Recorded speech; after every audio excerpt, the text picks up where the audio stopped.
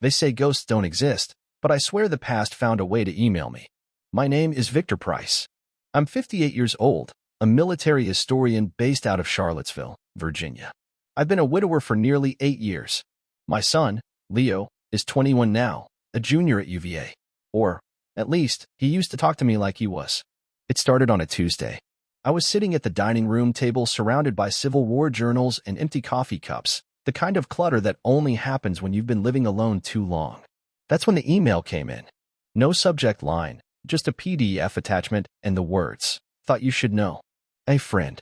The file was labeled, Fairhaven Fertility, July 1998. It opened to a scanned letter, worn, yellowed, like it had been folded and unfolded a dozen times. My late wife's name, Allison Price, sat neatly in the top left corner. She would have been 32 then. The letter confirmed a non-traditional sperm donor substitution, citing a staff change and client discretion clause. I had no idea what that meant.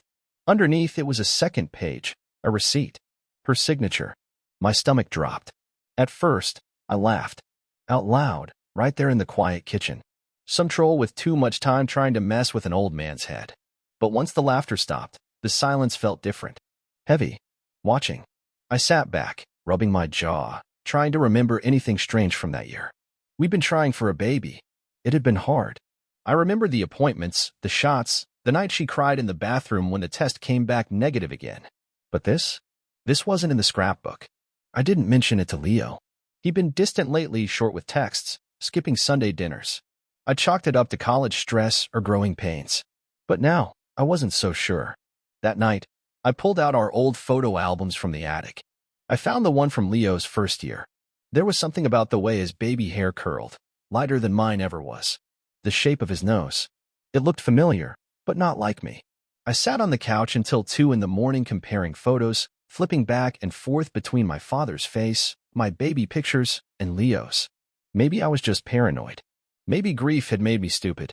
But maybe not. 2 days after the email, I found myself digging through dust and memory in the corner of Public Storage Unit C12 off Route 29. I hadn't been there in years. The place still smelled like moldy cardboard and regret. Allison always said we needed to clean it out, but somehow it became a time capsule instead, a forgotten museum of our life together. College notebooks. Christmas decorations. A box labeled pregnancy stuff in her handwriting. That's the one I opened first. Inside were folders, insurance papers, hospital forms, appointment slips.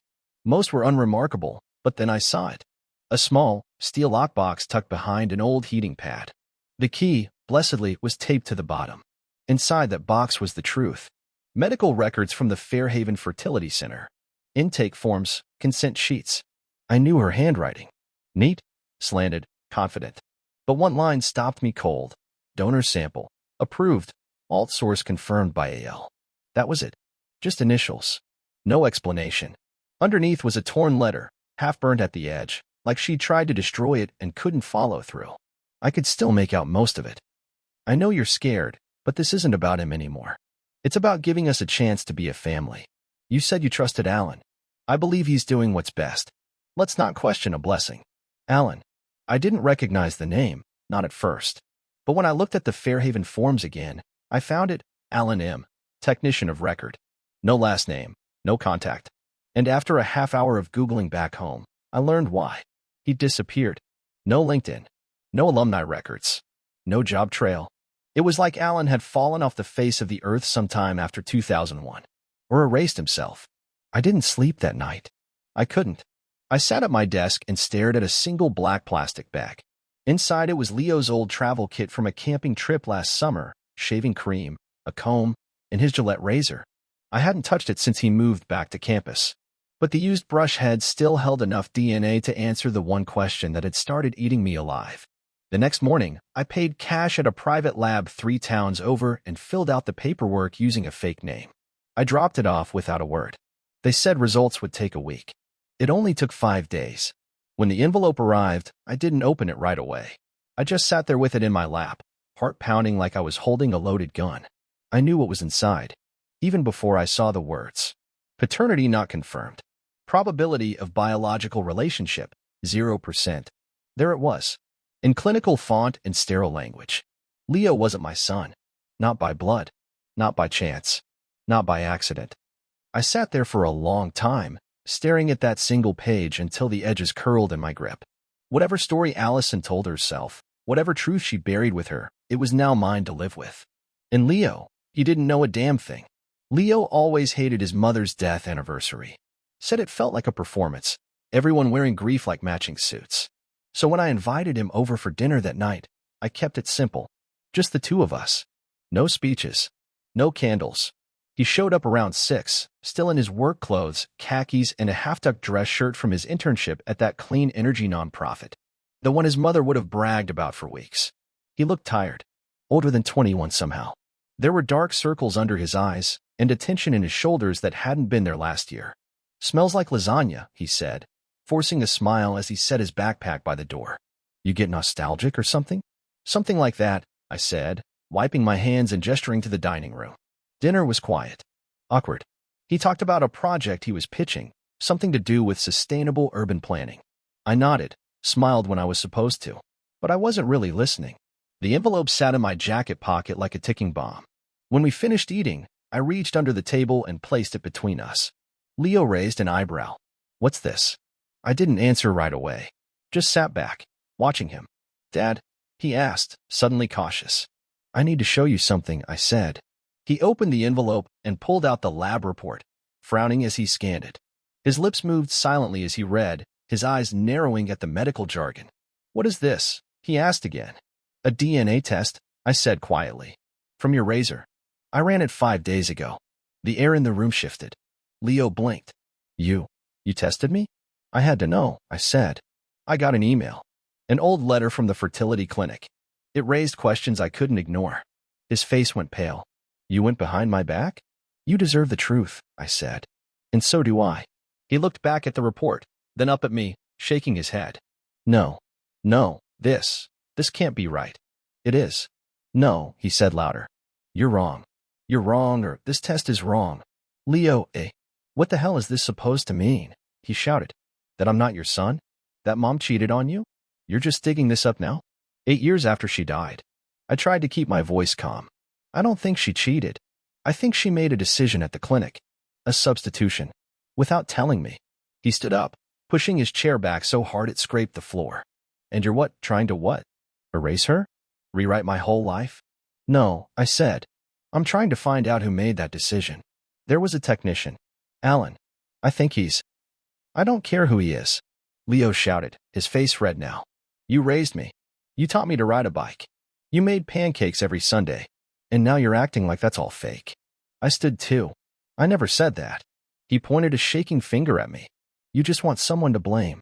And you picked her. Or me. I don't even know anymore. I want you to meet the man who...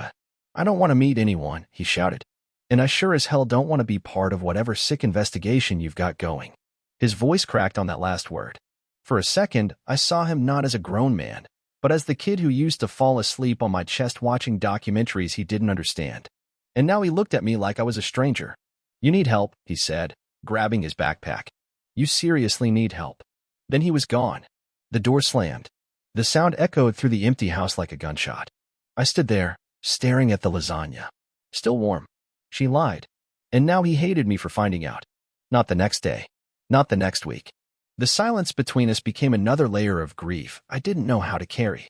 I'd spent my life studying battles, dates, tactics, regiments, but nothing in military history prepares you for being disowned by your own son. I stopped cooking, let the laundry pile up. I'd open the fridge and forget why I had. Every room in the house felt haunted, like Allison's voice might drift in from the hallway, like Leo might stomp up the stairs and slam his door. But no voices came, just my own, muttering to myself. It was Miriam who pulled me out of it. She called late one night, after I'd ignored her texts for too long. You sound like hell, she said, skipping hello. Thanks. I mean it, Vic. You sound like a man who's given up. I didn't respond. She sighed. Come over. Tomorrow. Noon. I didn't argue. Miriam used to work in intelligence, retired after 25 years of digital forensics and quiet operations. She called it a fancy way of saying I knew where the bodies were buried. Her condo looked the same, neat, sparse, full of framed commendations and leather-bound books. She handed me a mug of coffee and sat across from me like we were about to debrief. So she said, "Tell me about Alan." I laid out everything. The clinic, the initials, the letter, the email. I even brought the torn page and the lab result, now wrinkled from being unfolded too many times. When I finished, she tapped her fingers against the side of her mug. "You said the name on the technician record was Alan M.?" "Yeah. No last name?" "Not on the forms. But in the letter Allison kept, she wrote Alan. No last name there, either." She nodded slowly. "Okay. You ever heard of scrubbed identities? Like witness protection?" "Not quite. More like when someone in a high-risk or high-shame situation changes everything.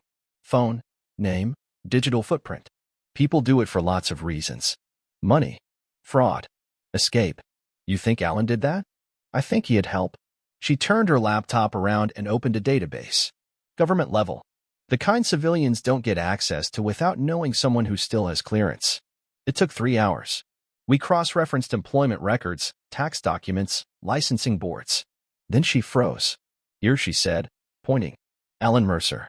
Worked at Fairhaven until 1999. No employment record after that. Nothing. Until 2007. Then he pops back up under a new name, Cole Renner. Opened a biotech company in Seattle, specializing in genetic editing and advanced fertility protocols." I stared at the screen. Cole Renner. The man who swapped donors at Fairhaven disappeared and re-emerged as a fertility tech CEO. Miriam leaned back. "Looks like your ghost got rich." I swallowed hard. "And Leo?" Leo worked for the Renner Foundation. The name had never clicked until now. It wasn't just a betrayal. It was a circle. A closed loop of deception and legacy built on someone else's blood.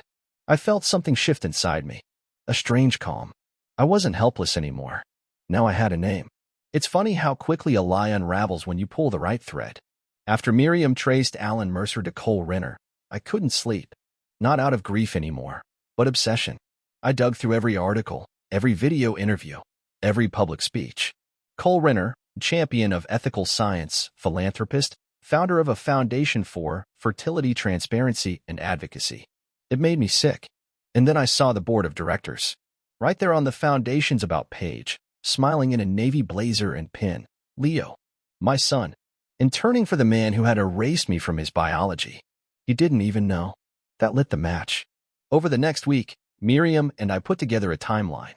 Cole had founded Genova Tech Labs in 2007, right around the time early fertility tech was starting to attract venture capital. His public bio made no mention of his time at Fairhaven, but Miriam found a list of private grant applications under Alan Mercer's name. They were sealed, but the submission dates matched almost exactly with Leo's birth year. It wasn't enough. I needed something bigger, something that couldn't be ignored. That's when Miriam taught me how to access public document requests, state licensing boards, medical ethics committees. We got a hold of 3 complaints filed anonymously between 1997 and 1999, all naming a technician at Fairhaven for irregular donor assignments. One of them specifically mentioned a falsified consent form. I compared it to Allison's file. The handwriting matched, but the signature wasn't hers. Bingo. Then came the money trail. Miriam flagged a series of private transactions, a closed-loop series of donor payments routed through a shell nonprofit. Payments made to Alan Mercer under aliases. The routing numbers traced back to a bank that now listed Cole Renner as a corporate client. That's when I knew what I had wasn't just evidence. It was a story. So I made a copy of everything, created a burner email, and sent it to someone who had been circling Renner's foundation for months, an investigative journalist named Reena Patel. She'd written a series of hard-hitting exposés on biotech overreach. I didn't include my name, just the headline. Early fertility clinics hit a donor fraud scandal. One man turned it into a billion-dollar empire. The response came within the hour. "I want to talk." I didn't reply. I didn't need to. By Monday, the article was live. By Tuesday, Cole Renner's face was plastered all over national news. The lead photo? Him at a ribbon-cutting ceremony, shaking hands with a state senator, while the caption underneath read, "Former technician linked to secret donor swaps at Virginia Fertility Clinic, now CEO of Genova Tech." Cole called it character assassination. His lawyers sent cease and desist letters to 3 news outlets by Wednesday. But it didn't matter. The damage was done. And Leo? His name appeared in the article's sidebar. Current staff member of Renner Foundation. No comment provided. A photo of him in a suit, smiling beside the man who may have stolen his genetic identity. I watched the video of the press conference alone. Cole looked calm, collected, but his hands trembled. He knew someone had finally pulled the curtain back, and I wasn't even close to finished. He showed up just after sunset. I was sitting on the porch, watching the trees blur into shadows. The cabin was quiet, tucked far from the noise of town, exactly how I liked it. The generator hummed faintly behind me. Then I heard tires crunching the gravel. Leo. He stepped out of the car like a man who'd been spun in a centrifuge, pale, eyes glassy, jaw clenched. He didn't knock, just stood by the steps, hands stuffed in his jacket pockets. I didn't know where else to go, he said. I nodded once. You found the place. He looked thinner, not just physically, but like the weight of the last few weeks had drained something vital from him. I saw the story, he said. Obviously. I stayed quiet. He took a breath. I lost my internship. They pulled my name off the website this morning. Said I was too close to the optics. I watched him. Let him have space to speak. You did this? He asked. I leaked the documents. Yes. Why? His voice cracked, not angry, just tired. Why now? I stood slowly, walked inside, and came back with a binder. Thick, labeled in sharp black letters, Truth Costs. He took it with hesitation, then sat on the steps and opened it. I watched as he flipped through page after page. Clinic forms, falsified signatures, a copy of the email that started it all. Photos of Allison, a letter she wrote that never got sent. And near the back, a single photo, black and white, grainy. His mother, 2 years before his birth, seated beside a younger man with a hospital badge, Alan Mercer. Smiling, Leo stared at that one the longest. I didn't know, he said finally. I thought she and Dad that they. She wanted a child, I said gently. She didn't trust the process, so she trusted one man instead. And that man turned it into an empire. Leo rubbed his eyes. I feel like a lab rat. You're not. He looked at me. I'm the product of fraud. No, I said. You're the product of love. Misguided, maybe. But I raised you. I carried you in the ER when you split your chin. I showed you how to fix a flat tire. I stayed up with you all night before your 8th grade science fair. That wasn't fraud. His lips trembled. He didn't speak. I know you're angry, I said. You have every right to be. At me. At her. At him. He looked away. He never said a word. Not one. Because the truth costs, I said. And most people can't afford it. Leo sat in silence, eyes wet but stubbornly refusing to cry. After a while, he closed the binder and handed it back. I don't know what to do with this, he whispered. You don't have to do anything, I said. But now you know. He stood slowly. As he reached his car, he paused. You still see me as your son? I didn't hesitate. Always. He didn't say anything, just nodded. Then he drove off. And for the first time in weeks, the silence didn't feel like punishment. Cole Renner's legal team moved fast. By Monday morning, I had a cease and desist letter in my inbox, a polite threat wrapped in corporate jargon. They accused me of defamation, of orchestrating a smear campaign, of hacking private medical records. I printed it out, set it on the table, and smiled. Then I made a call. Miriam picked up after one ring. They threaten you yet? Just did. Good. Then we're exactly where we want to be. By Wednesday, we had something better than a defense. We had numbers. 3 other families had come forward. Parents who'd used Fairhaven in the late 90s.